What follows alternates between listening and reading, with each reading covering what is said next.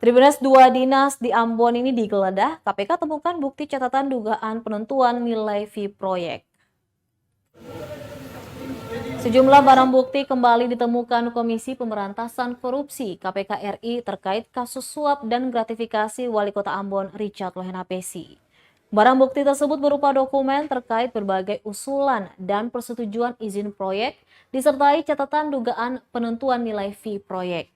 Demikian disampaikan PLT juru bicara KPK RI kepada tribunambon.com, Ali Fikri, Kamis 19 Mei 2022. Barang bukti tersebut didapat dari upaya paksa penggeledahan di Kantor Dinas Pekerjaan Umum dan Penata Ruang PUPR, Jalan Yan Pais, dan Dinas Penanaman Modal Pelayanan Terpadu 1 Pintu Kota Ambon. Selanjutnya, bukti-bukti yang telah diamankan itu akan dikonfirmasi pada saksi-saksi guna melengkapi berkas perkara para tersangka.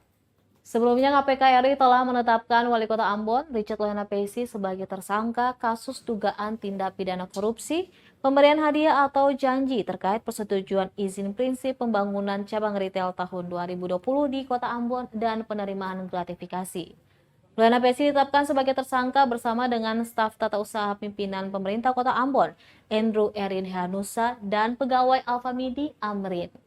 Saat ini Lohenapesi dan Hehanussa telah ditahan selama 20 hari hingga 1 Juni 2022 mendatang.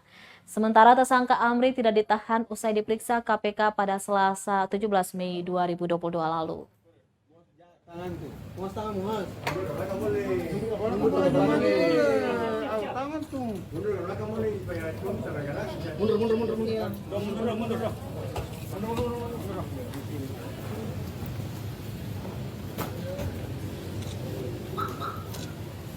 Simul buka.